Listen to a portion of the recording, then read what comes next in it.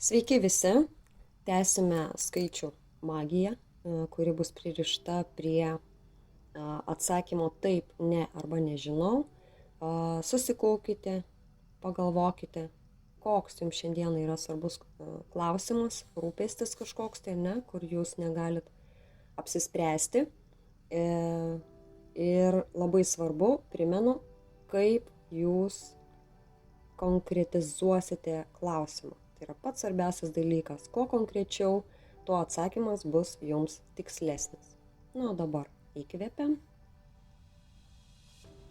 ir iškvepiam.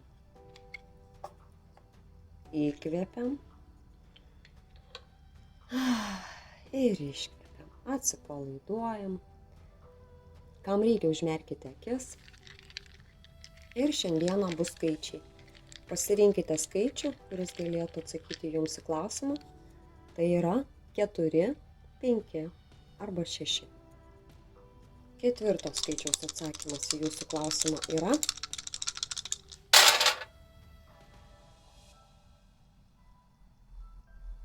tai yra taip. Greičiausiai taip. Ką mes dar turime? Turime vienetą. Ką tai sako? Tai sako, kad prisižiūrėkite sveikatą, tam, kad jūsų atsakymas pasitvirtintų ir kad jūs gautumėte, ko norite. Svarbu yra sveikata ir atsakingai elgtis su finansais. Gerai, kai žmonės užduos klausimą, kai skaičių išsirinks 5, jiems atsakymas, jų klausimas yra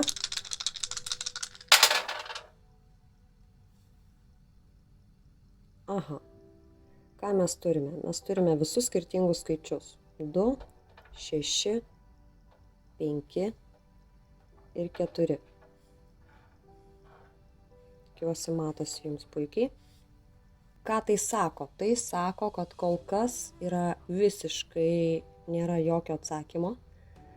Ir reikės laukti arba išlaukti tam tikrą laiką. Ir šiuo metu tai, ką klausėte, padėkite šitą klausimą į šoną. Visiškai dabar nieko nepadės jums, nei veiksmas, nei per prievartą kažkoks spaudimas, taip kad nesinervuoti reikia, atidėti klausimą į šoną, prošvaisčių to klausimo linkme jums nenusimato.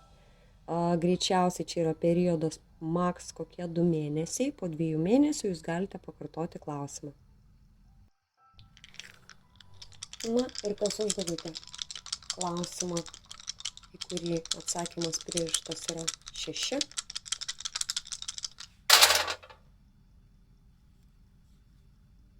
Taip. Atsakymas yra taip. 2 penketai, tai yra susiję labiau su finansiniais dalykais. Dar turime trejetą ir vienetą. Taigi, 5 sako, viskas yra gerai. Atsakymas greičiausiai yra taip.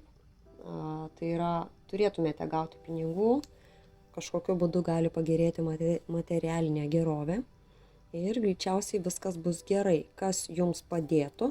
Tai jums padėtų veiksmas. Jūs turite imtis veiksmo tam, kad atsakymas įvyktų taip. Reikia veikti ir labai labai aktyviai veikti tuo klausimu. Ir vėlgi primena apie jūsų sveikatą. Sveikata, mintis, fizinė veikla, laiko atsipalaidavimas visada gali padėti priartėti prie savo tikslo, kad ir kaip tai atrodytų kvaila. Linkiu jums sėkmės ir tegul jūsų visi norai, tegul jūsų visos intencijos gauti tai, ko norite ir pasiekti tai, ko norite, išsipildys.